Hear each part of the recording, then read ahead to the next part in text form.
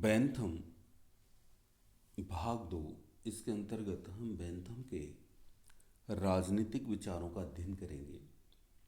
मैं Kaushal Kumar Sain, assistant professor political science, Babu Shobharam government arts college Alwar. Bentham के संपूर्ण राज दर्शन का आधार उसकी उपयोगितावादी अवधारणा है। उसने व्यक्ति को मूलतः एक ऐसा सुखवादी प्राणी माना जो सदैव सुख की प्राप्ति चाहता और दुख से बचना चाहता है। ऐसे स्वभाव वाले व्यक्तियों से निर्मित समाज के लिए सर्वोत्तम नीति है अधिकतम व्यक्तियों के लिए अधिकतम सुख की प्राप्ति करना। अपनी इस मूल मान्यता को आधार बनाकर ही उसने अपने समस्त राजनीतिक विचार को प्रकट किया है। अर्थात बैंथम मनुष्य को सुखवादी प्राणी मानते हुए यह मान के चलता है कि शासन को भी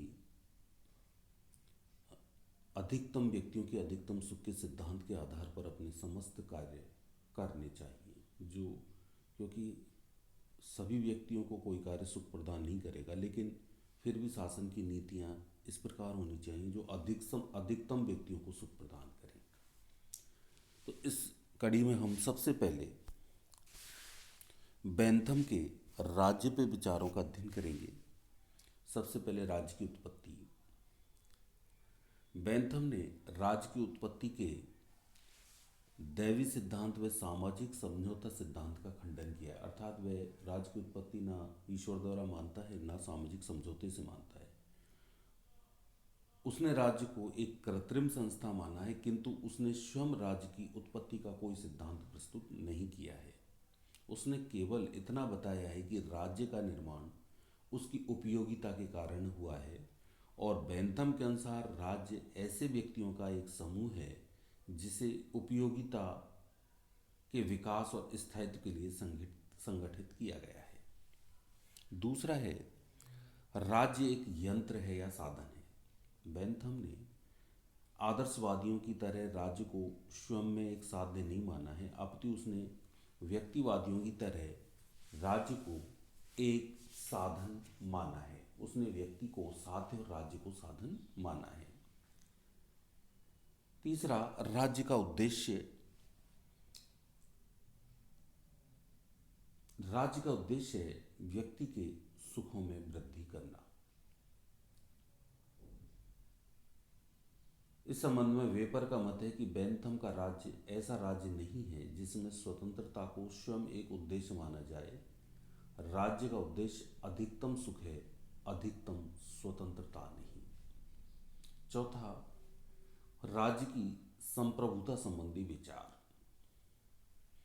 बैंथम ने राज्य को एक संप्रभु संस्था माना है जिस पर स्वयं अपने नियंत्रण के अलावा किसी का नियंत्रण नहीं होता है और जिसकी सत्ता के अधीन सभी आते हैं। उसका मत है कि राज्य के संप्रभु होने के कारण ही उसके आदेश अनुलंघनीय हैं। यद्यपि राज्य एक संप्रभु है, किंतु व्यवहार में शासन की शक्ति को संविधान द्वारा सीमित व नियंत्रित किया जा सकता है। यहाँ बैंथम यद्यपि राज्य को कृत्रिम संस्था मानता है, किंतु उसकी स्थापना हुई कैसे, वो उपयोगिता उसका आधार मानता है। वह राज्य को संप्रभु संस्था भी मानता है, अर्थात संप्रभु के आदेश ही कानून है और वो अलंघनीय है, लेकिन एक मर्यादा लगातार। वो मर्यादा ये है कि संविधान द्वारा राज्य की शक्ति को सीमित किया जा सकता है। अगला है बैंथम के शासन संबंधी विचार। पहला है शासन प्रणाली। अपने प्रारंभिक चिंतन में बैंथम ने किसी एक प्रकार की शासन प्रणाली के पक्ष में कोई स्पष्ट विचार प्रकट नहीं किए थे, अपितु उसने यही मत प्रकट किया था कि यदि कोई भी शासन प्रणाली अधिकतम व्यक्तियों के अधिकतम सुख के लिए कार्य करती है तो वह मान्य है। किंतु अपने बाद के चिंतन में उसने यह मत प्रकट किया कि सभी शासक स्वार्थी होते हैं और वे अधिकतम व्यक्तियों के सुख की तुलना में अपने वैयक्तिक सुख को ही अधिक महत्व देते हैं। अपने इस अनुभव के आधार पर उसने राजतंत्र तथा कुलीन तंत्र की तुलना में गणतंत्रात्मक लोकतंत्र का पक्ष लिया है। उसका तर्क है कि गणतंत्रात्मक लोकतंत्र में शासक वर्ग पर बहुसंख्यक नागरिकों का पर्याप्त नियंत्रण रहता है।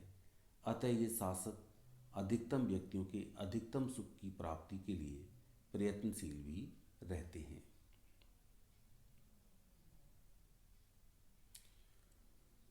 इस विचार के आधार पर बेंथम ने तत्कालीन इंग्लैंड की शासन प्रणाली में आवश्यक सुधारों की योजना भी प्रस्तुत की थी। उसका मत था कि राजपद तथा लॉर्ड सभा को समाप्त किया जाना चाहिए और यहाँ सही मायने में लोकतंत्र की स्थापना होनी चाहिए। उसका सुझाव था कि वयस्क मताधिकार और गुप्त मतदान प्रणाली द्वारा संसद का चुनाव होना चाहिए। अर्थात उसने गुप्त मतदान प्रणाली का और वयस्क मताधिकार का समर्थन किया। संसद एक सदनीय होनी चाहिए और प्रतिवर्ष उसके चुनाव होने चाहिए तथा जनप्रतिनिधियों पर जनता का उचित नियंत्रण होना चाहिए। प्रतिवर्ष चुनाव चाहता है, जनप्रतिनिधियों पर जनता का उचित नियंत्रण होना चाहिए। उसका यह भी मत था कि प्रेस को पूर्ण स्वतंत्रता मिलनी चाहिए तथा सरकारी कर्मचारियों की भर्ती प्रतियोगिता के आधार पर की जानी चाहिए। दूसरा है शासन का उद्देश्य एवं कार्य। बेंथम के अनुसार शासन का एकमात्र उद्देश्य है अधिकतम व्यक्तियों के अधिकतम सुख के लिए कार्य करना। उसने जनता के सुख में चार बातों को महत्वपूर्ण माना है: आजीविका, प्रचुरता, समानता तथा सुरक्षा। वह यह भी बताता है कि यदि इन चारों सुखों में परस्पर विरोध हो तो सुरक्षा को ही सर्वाधिक महत्व दिया जाना चाहिए।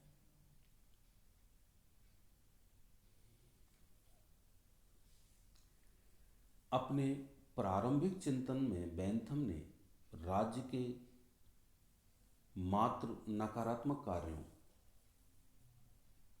अर्थात अनिवार्य कार्यों और पुलिस कार्यों पर ही बल दिया था। उसने आर्थिक क्षेत्र में यद भाव्यम की नीति को उचित माना और बताया कि आर्थिक क्षेत्र में शासन को हस्तक्षेप नहीं करना चाहिए।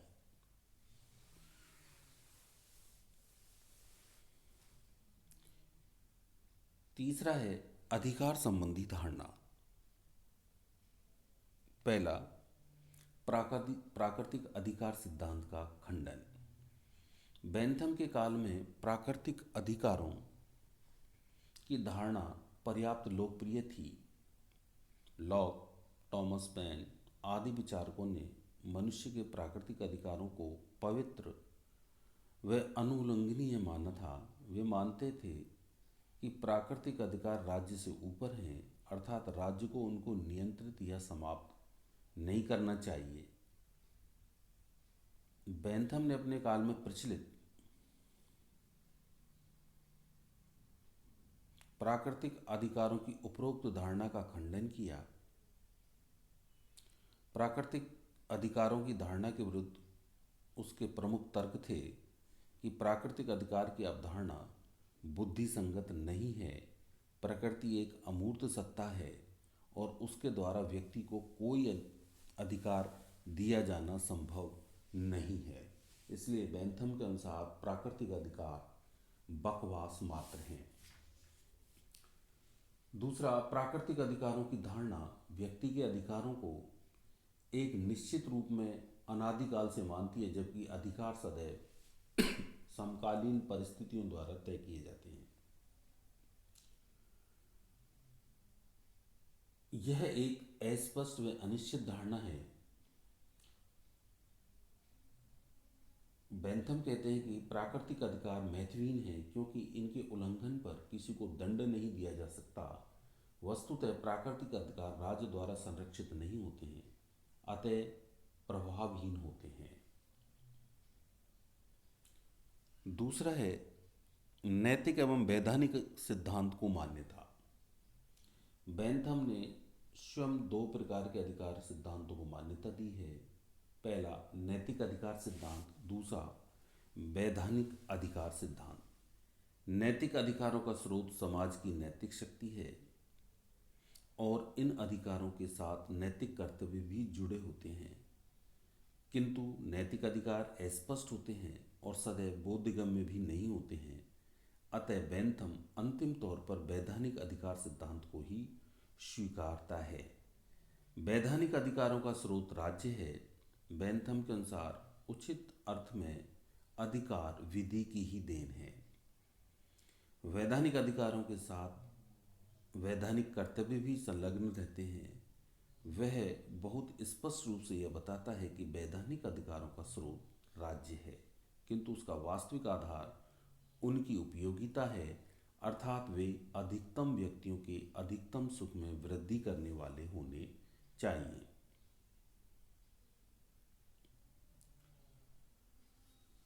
अगला है विधि या कानून पर विचार। पहला, प्राकृतिक कानून सिद्धांत का खंडन। बेंथम ने इसकी आलोचना इस प्रकार की है कि प्रकृति एक अमूर्त सत्ता है जिसके द्वारा मानव समाज के लिए प्राकृतिक कानून नहीं बनाए जा सकते हैं। कानूनों का निर्माण समकालीन परिस्थितियों के संदर्भ में किया जाता है, किंतु प्राकृतिक कानून की धारणा निरपेक्षता वाली है, अतः अमान्य है। ये अनिश्चित व अस्पष्ट हैं। दूसरा है दैवीय कानून का विचार। दैवीय कानून पर विचार, जहां व्यक्ति के संदर्भ में बेंथम ने किसी प्रकार के प्राकृतिक कानूनों के अस्तित्व से इनकार किया है, वहीं उसने दैवीय कानूनों के अस्तित्व को स्वीकारा है, किंतु इसके साथ ही यह बताया है कि दैवीय कानून अपने स्रोत एवं रूप में पर्याप्त स्पष्ट एवं अनिश्चित होते हैं, अतः मानवीय कानूनों को ही स्वीकार किया जाना चाहिए। तीसरा है मानवीय कानून सिद्धांत का समर्थन। बेंथम ने मानवीय कानून सिद्धांत को स्वीकारा है और बताया है कि कानून किसी विशिष्ट व्यक्ति अथवा व्यक्ति समूह के आदेश के रूप में इच्छा की अभिव्यक्ति होता है। इस प्रकार वह संप्रभु अर्थात राज्य को कानून का स्रोत मानता है। यह उल्लेखनीय है कि उसने सामान्य इच्छा के रूप में किसी अनिश्चित व अस्पष्ट संप्रभु की कल्पना को स्वीकार नहीं किया है। मानवीय कानून के संबंध में उसके विचार हैं कि मानवीय कानून के अनेक स्रोत हो सकते हैं, जैसे परंपरा, नैतिकता, धर्म, किंतु ये सभी स्रोत अनिश्चित हैं। मानवीय कानून का मात्र एक स्रोत निश्चित है और वह है राज्य। इस प्रकार बेंथम कानून का स्रोत राज्य को मानता है। राज्य संप्रभु है और कानून उसके आदेश हैं। राज्य के कानूनों के पीछे दंड शक्ति होती है, अतः उनका पालन अनिवार्य होता है। बेंथम ने समस्त मानवीय कानूनों के 4 प्रकार बताए हैं। पहला संवैधानिक कानून, दूसरा नागरिक कानून सिविल लॉ, तीसरा फौजदारी कानून क्रिमिनल लॉ और चौथा है अंतर्राष्ट्रीय कानून इंटरनेशनल लॉ। उसने कानूनों को संहिताबद्ध किए जाने पर बल दिया और यह बताया कि सामान्य जन की दृष्टि से कानून सरल तथा स्पष्ट होने चाहिए और राज्य द्वारा इनको प्रचारित किया जाना चाहिए। बेंथम के अनुसार कानून का उद्देश्य व्यक्ति के सुख में वृद्धि करना है, अतः राज्य को इसी उद्देश्य से कानूनों का निर्माण करना चाहिए। बेंथम का व्यक्तिवाद।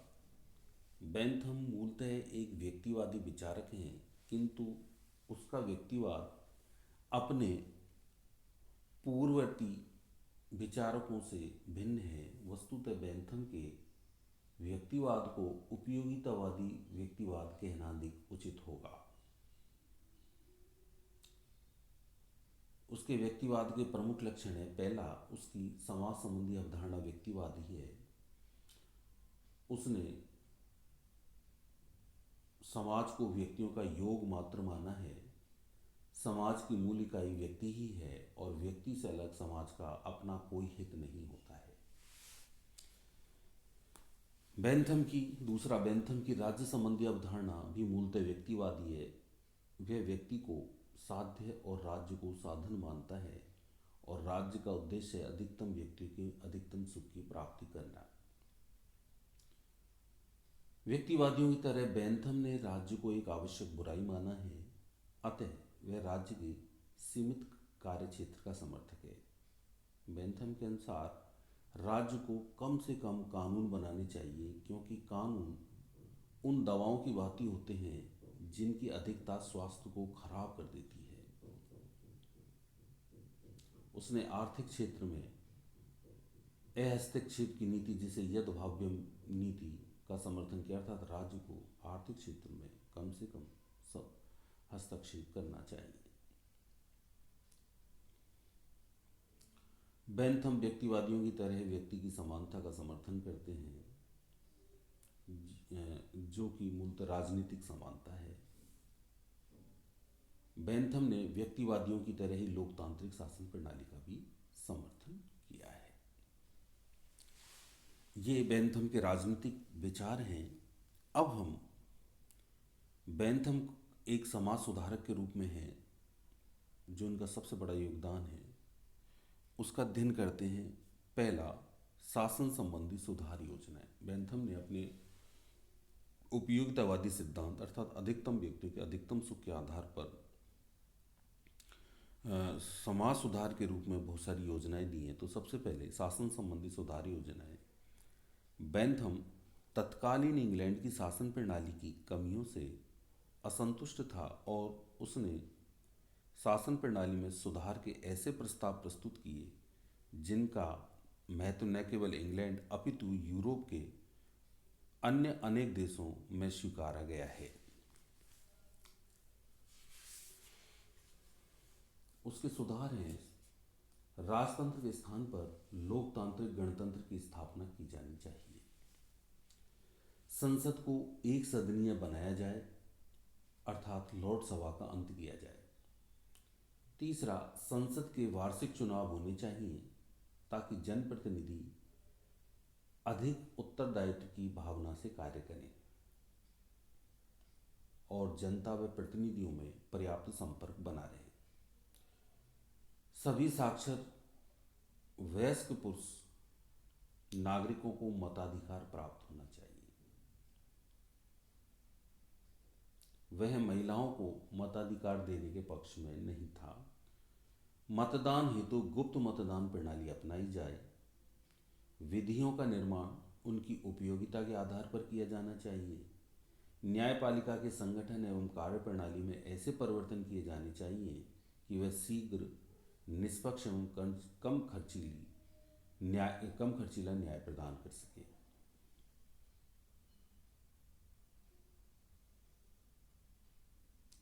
दूसरा है कानूनों के सुधार की योजनाएं। बेंथम ने कानूनों के वर्गीकरण एवं संहिताकरण पर बल दिया है। उसने उपलब्ध कानूनों को 4 वर्गों में विभाजित किया है: संवैधानिक कानून, कॉन्स्टिट्यूशनल लॉ, नागरिक कानून, सिविल लॉ, फौजदारी कानून, क्रिमिनल लॉ, और अंतर्राष्ट्रीय कानून, इंटरनेशनल लॉ। उसने इन विभिन्न प्रकार के कानूनों की संहिताओं का निर्माण किया है। दूसरा, उसने अच्छे कानून के 6 लक्षण बताए हैं। ऐसे कानून बनाने पर बल दिया जिसमें ये लक्षण हो: कानून को जनता की आशाओं, मान्यताओं तथा उपयोगिता के गुण वाला होना चाहिए। कानून की भाषा स्पष्ट, सरल एवं सुबोध होनी चाहिए। कानून को पर्याप्त रूप से प्रचारित किया जाना चाहिए ताकि जनता को उसका ज्ञान हो जाए और वह अज्ञानवश उसका उल्लंघन नहीं करे।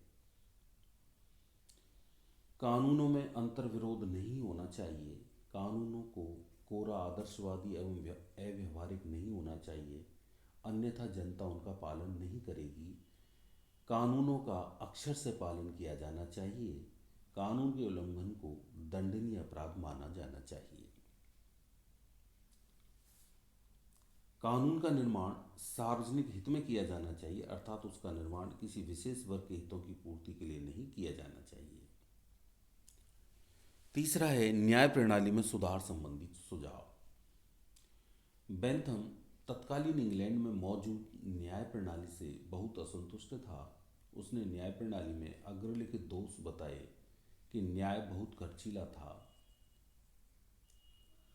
न्याय प्रक्रिया दोषपूर्ण है, जिसके कारण न्यायिक निर्णय होने में बहुत समय लगता है। बेंथम के शब्दों में, हमारे देश में कानूनों का निर्माण न्यायाधीश अपने ही हित के लिए करते हैं। वह न्यायाधीशों को न्याय प्रणाली में निम्न सुझाव देता है। पहला, न्यायाधीशों की नियुक्ति उनकी योग्यता, निष्ठा एवं चरित्र के आधार पर की जानी चाहिए। दूसरा, न्याय सस्ता होना चाहिए तथा बिना विलंब के प्राप्त होना चाहिए। चौथा है दंड व्यवस्था में सुधार संबंधी सुझाव। बेंथम के समय में इंग्लैंड में दंड व्यवस्था में गंभीर दोष थे। जिस बेंथम ने अनुचित, कठोर एवं अमानवीय उस समय की जो दंड व्यवस्था थी उसे बताया। इंग्लैंड की जो दंड व्यवस्था थी उसको बताया था।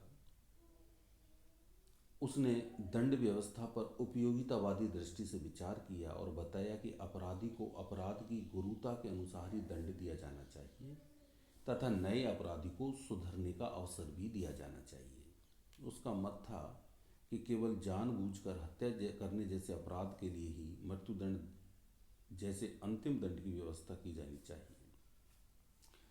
दंड व्यवस्था के बारे में बेंथम का मत है कि सभी प्रकार का दंड अपने आप में एक बुराई होता है। जब उपयोगिता के सिद्धांत के आधार पर दंड देना उचित हो तो यह केवल इस रूप में दिया जाना चाहिए कि अपने से भी अधिक बड़ी बुराई को रोकने में समर्थ हो। जेल व्यवस्था में सुधार संबंधी सुझाव।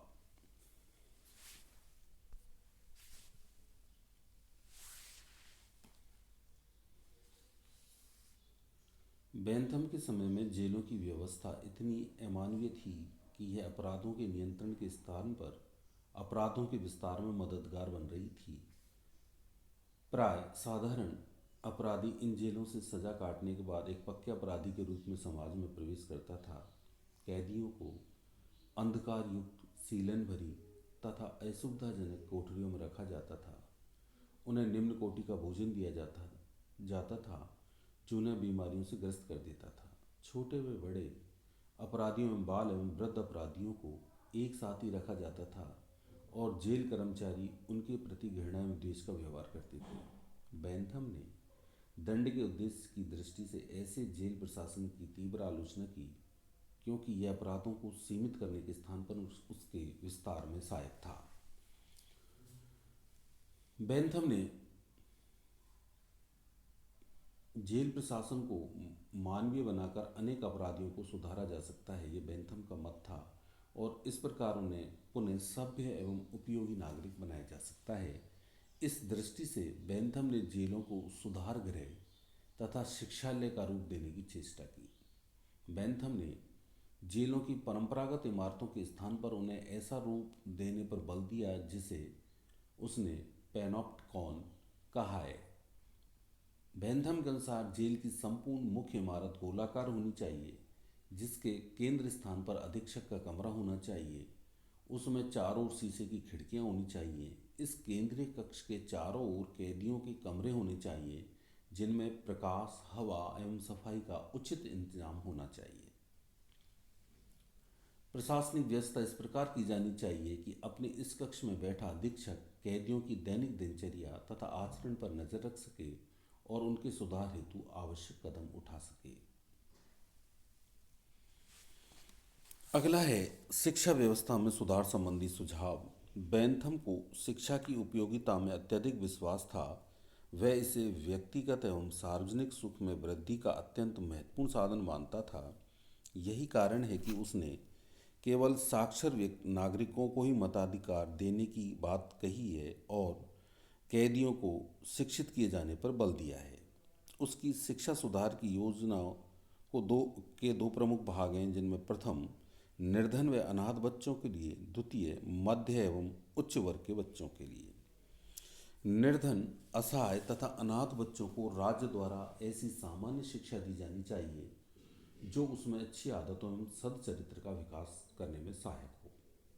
उन्हें शिल्प एवं व्यवसाय की ऐसी शिक्षा दी जानी चाहिए भविष्य में उन्हें आत्मनिर्भर बनाए। इसके बाद उसने बौद्धिक स्तर को उठाने के लिए शिक्षा प्रदान की जानी चाहिए। इस वर्ग के बच्चों को संपूर्ण शिक्षा निःशुल्क होनी चाहिए। मध्यम एवं उच्च वर्ग के बच्चों को प्रारंभ से ही बौद्धिक स्तर उठाने के लिए शिक्षित किया जाना चाहिए। यद्यपि बेंथम ने